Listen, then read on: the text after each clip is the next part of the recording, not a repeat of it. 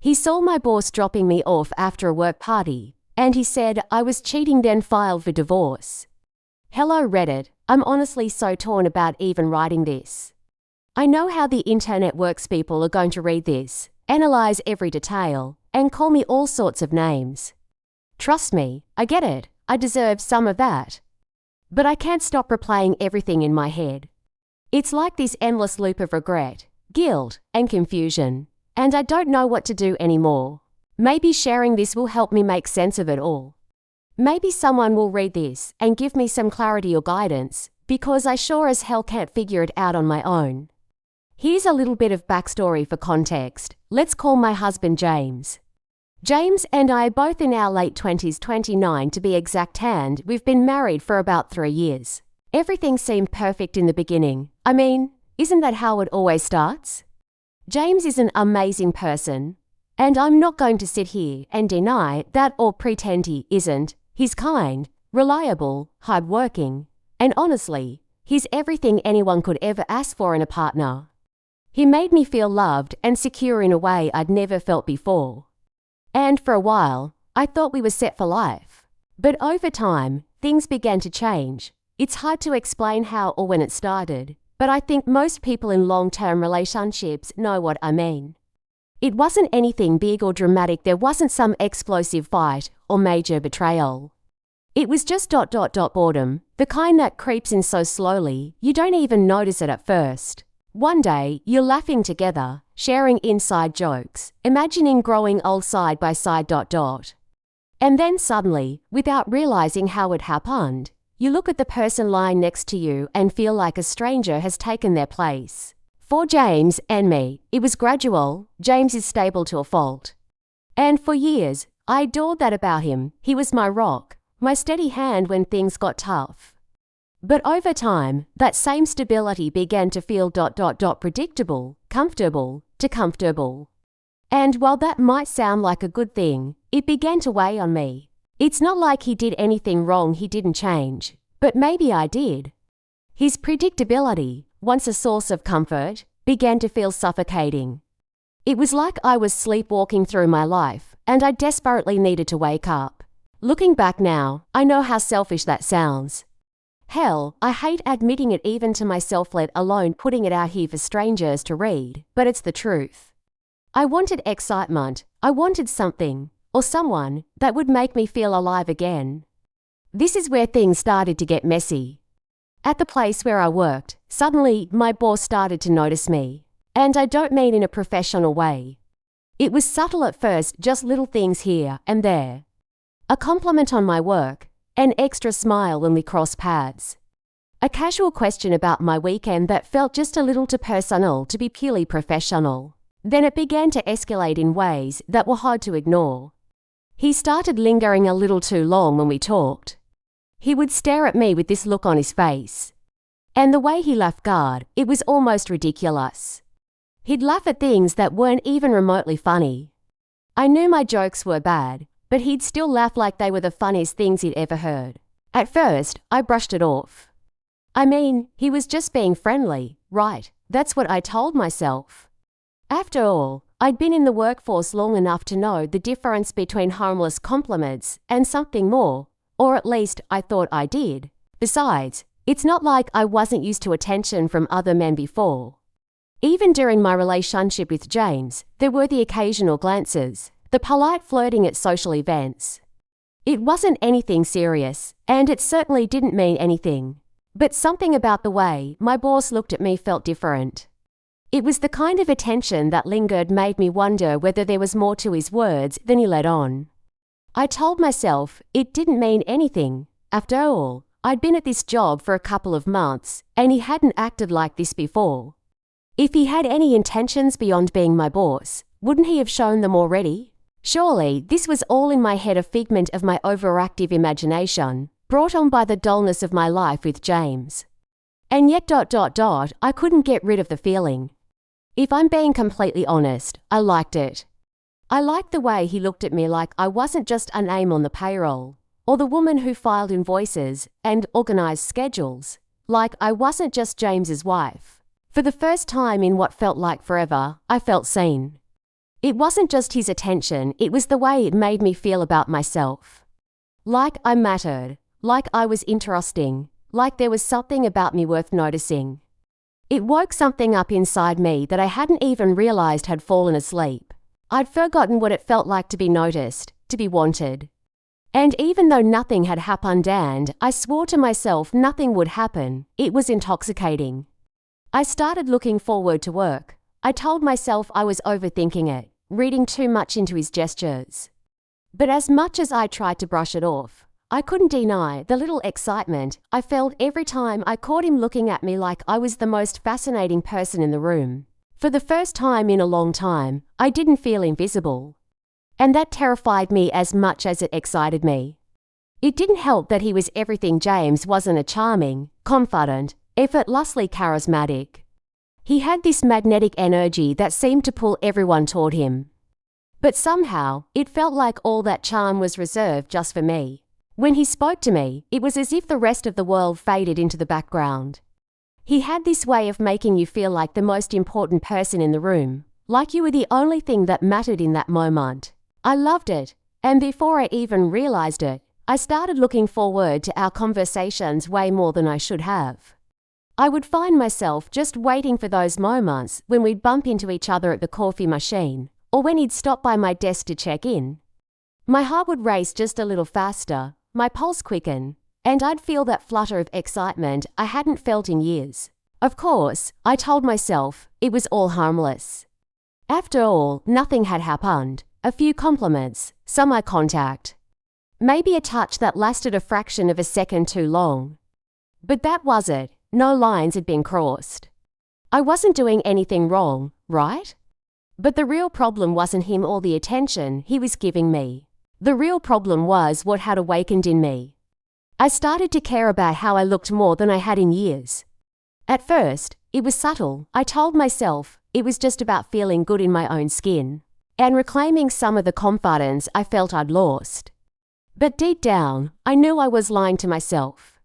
I began spending an extra 10, 15, even 20 minutes in the morning doing my makeup, agonizing over which outfit to wear. Would this blouse catch his eye? Did this skirt hug my figure in just the right way? I even started wearing heels again, something I hadn't done in years. It wasn't for me. And it certainly wasn't for James. I knew exactly who I wanted to impress. I hated myself for it, but at the same time, I couldn't stop. That little rush I got when I caught him looking at me, or when he complimented my outfit, it was addictive. It made me feel alive in a way I hadn't felt in a long time, and then ... it escalated. We started talking outside of work. At first, it was just casual messages, a quick joke about something that happened during the day, or a link to a funny meme. But it didn't stay that way. Soon, we were texting each other every single day, and I mean constantly. And it wasn't just surface-level talk either. We were having deep, meaningful conversations. He'd tell me about his dreams, his struggles, his past. And I started opening up to him in ways I hadn't with James in years. He made me feel understood, like he really got me in a way no one else did. I told myself it was still harmless, just two people talking, right? Friends, that's what friends do. I started lying to James. Little lies at first: why I was smiling at my phone, why I was staying late at work, why I seemed distracted during dinner. He didn't question me much. James was trusting, maybe too trusting. He never pried, never pushed for answers. And maybe that made it worse, because the guilt wasn't enough to stop me. I kept lying until it became second nature. Honestly, he never questioned why I seemed distant or why I was suddenly glued to my phone more often than not. Maybe that was part of the problem. He trusted me too much. And that trust began to feel suffocating in a way I can't fully explain, like a weight I had to carry, knowing deep down that I didn't deserve it. The lies started small, little white lies to cover up a text or a call here and there. But as things progressed, so did the lies. I wasn't just explaining away random things anymore. I was creating entire stories to justify why I was staying late at work, why I suddenly had plans on weekends. And why did I have plans? Because we weren't just talking or texting anymore. We had started hanging out outside of work. At first, it was innocent grabbing coffee after hours, running into each other at lunch spots near the office. But even I knew the pretense was flimsy. These weren't random, innocent encounters. They were planned, deliberate, and I was just as much a part of it as he was. We hadn't crossed that line yet, but it felt like we were getting there. It was an emotional affair in every sense of the word. He was the first person I messaged in the morning, and the last one I texted before going to sleep. He knew things about me that even James didn't know anymore. He knew how I felt about my job, about my marriage, about the dullness that had crept into my life like a thief in the night. And he listened. He made me feel heard, validated, seen. It was addictive. I know I sound stupid saying all this, but I just can't lie about how I felt. And yes, there was a part of me, a small, stubborn part, that kept holding back. I couldn't fully let go. I couldn't take that final step into the territory I knew I couldn't come back from. Why? Because I was scared of what it would mean. Scared of what it would say about me as a person, as a wife. I wasn't ready to face that kind of judgment. Not from James, not from myself, not from anyone. And then ... there was the guilt. It was there too, even when I tried to suppress it. Every time I saw James sitting on the couch trusting and oblivious, it hit me like a punch to the stomach. He didn't deserve this. I knew that. I knew he loved me in his own quiet, predictable way. I told myself that as long as we didn't cross the physical line, it was fine. That it wasn't really cheating, that I wasn't doing anything wrong. But deep down, I knew that was a lie too. And then came the work party. Our office didn't have the more fun. But when we did, they were always these big, fancy affairs, expensive venues, open bars, lots of reasons to let loose. The most recent one was no different. James had driven me there, but he hadn't come inside. I didn't even try to convince him to join. I knew it wasn't his scene at all. He wasn't a fan of parties or socializing in general, especially with my co-workers, so I went alone. And honestly, for the first time in months, I felt like I could finally breathe. In the crowd, laughing, mingling, feeling alive again.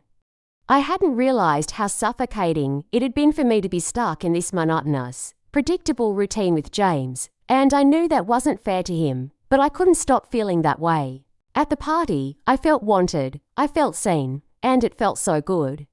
As the night wore on, I had a couple of drinks.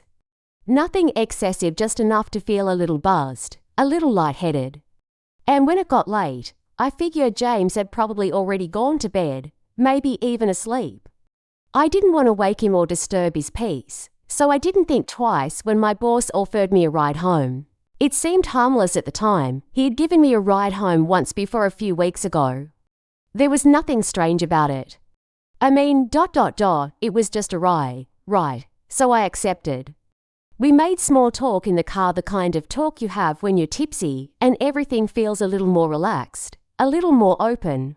I didn't feel nervous, not really. But when we pulled up outside our house ... he stopped the car ... looked at me, and asked for a kiss. I wasn't fully sober. The alcohol had lowered my inhibitions, and I wasn't really thinking straight. But I was attracted to him. I hadn't admitted it to myself before, but in that moment, I felt it. So instead of resisting, I leaned in, I kissed him. It was nothing more than that, or at least, that's what I told myself. I thought James was asleep. I figured he wouldn't have noticed, that he wouldn't see. So I smiled, thanked my boss, waved goodbye, and went inside. That should have been the end of it, right? Just another night, another ride home, nothing more. But of course, it wasn't. James was waiting for me when I got in. I saw him sitting in the living room, his gaze fixed on the door as if he'd been waiting there for hours. As soon as I walked in, he asked who had dropped me off. The intensity in his voice startled me. It was more than I expected. I froze. I tried to cover it up, tried to explain it away. But there was no easy way to deny it. It wasn't the first time I had lied to him, but this time was different. His eyes were searching mine, looking for the truth. And for the first time, I wasn't sure I could lie my way out of it. I told him my boss had given me a ride home, that I'd had too much to drink, and didn't want to disturb him. I tried to make it sound casual, harmless. But I could see the disbelief on James's face. He didn't buy it. He accused me of cheating and, for a moment, I couldn't breathe. I didn't know how to respond. He said he'd seen me kiss my boss. I was stunned, completely shocked. Panic set in.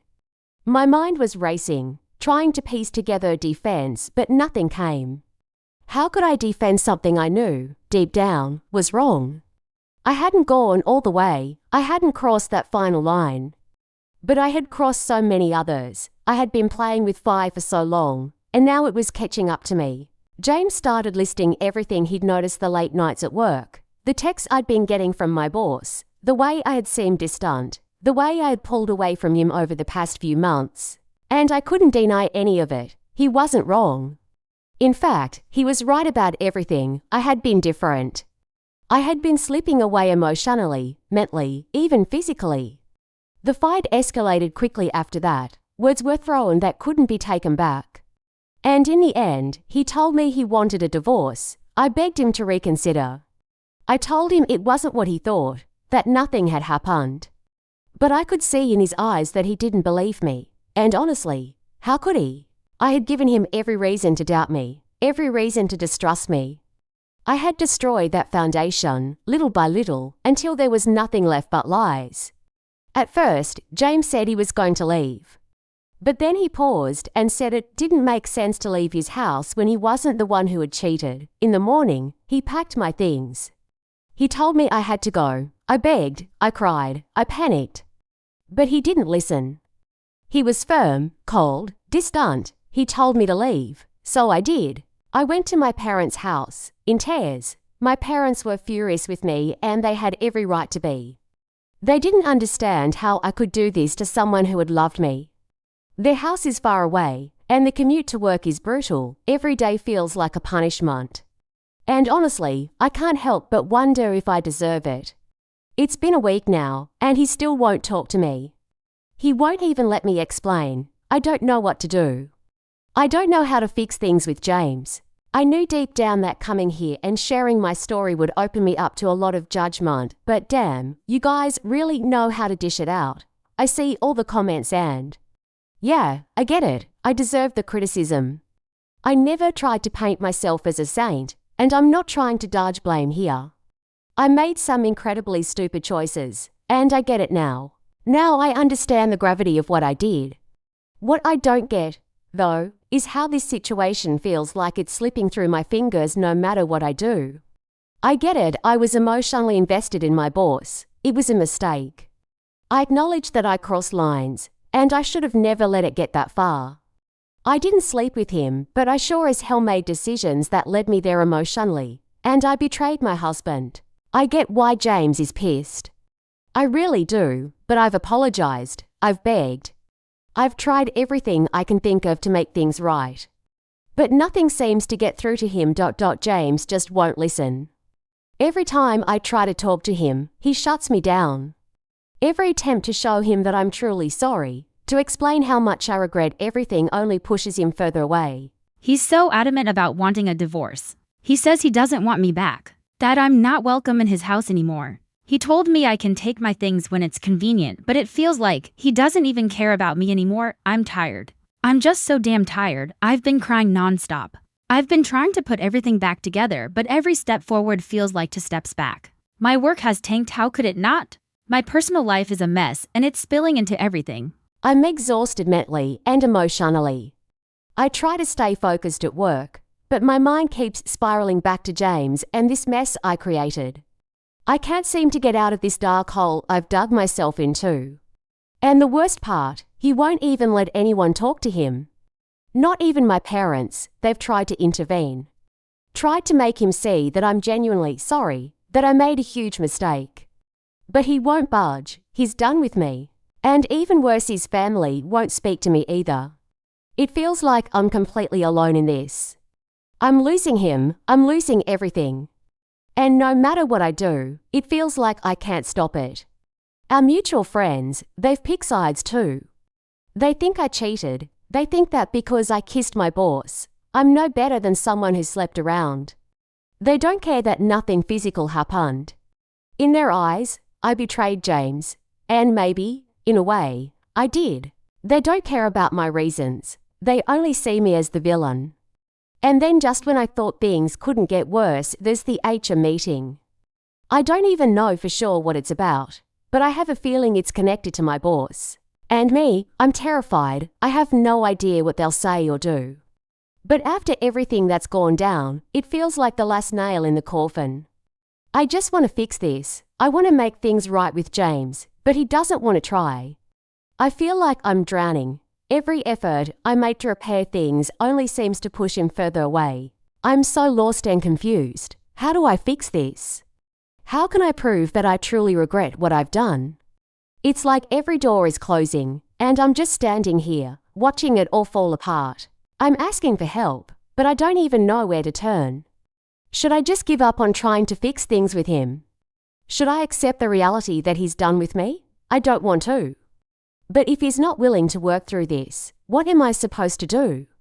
I'm just so tired. I need some guidance, please. I actually wanted to update you for some time now, but I kept typing everything out and then deleting it.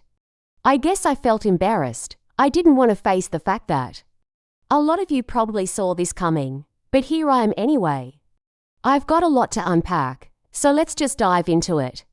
First, the divorce. It's finalized. I really don't want to go into the details. It's still too raw, and honestly, I don't know if I have the emotional energy for it right now. It hurts, like, physically hurts. You know, I never imagined this would be me. That I'd be the one to get a divorce. It feels like it all happened too fast, and yet it feels like I've been drowning in this for ages. The only thing I'll say is, I didn't get any money or spousal support. Of course I didn't. It didn't surprise me. James didn't want anything to do with me, so why would he help me out financially? I know it's my fault. I get it. This mess started because of my actions, my affair, my mistakes. And no matter how much I try to accept that, it doesn't make the pain go away. 1 minute, I thought I had it all, everything I wanted, and the next minute, it was all gone. I never thought I'd be here, at this point. As for my ex-boss, I did what I said I would. I reached out to his wife. I wasn't even sure if it was worth it, but I knew she deserved to know. We never slept together, but it didn't change the fact that we had an emotional affair. And honestly, it felt like I needed to come clean. I sent her a message on Instagram. Explained everything, included all the evidence. I told her the truth about what happened. I didn't think it would change anything. Maybe she'd get mad, maybe they'd argue. But I didn't expect her to leave him. I did what I could, though, turns out. She blocked me shortly after. A co-worker, my boss's secretary, I don't talk to her anymore because he made a move on me when I was at my lowest, told me they'd been fighting. I don't know what happened after that, but yeah, that's the update on that. As for me, I'm stuck. I've barely left the house. My mental health has gotten so bad, I don't even know what to do with myself. I'm not looking for a regular job anymore. Freelancing full-time is what I've been trying, but it's hard. It's hard as hell, the market's tough, and I'm barely scraping by. But I'm making it work. Somehow, I'm hoping that with time, my portfolio will grow and things will get easier. I've been spending most of my time at my parents' house. They made me an offer. I could live there rent-free indefinitely as long as I agreed to take care of them when they get old. They said I didn't have to contribute anything, just take care of them. They also promised a substantial inheritance if I agreed.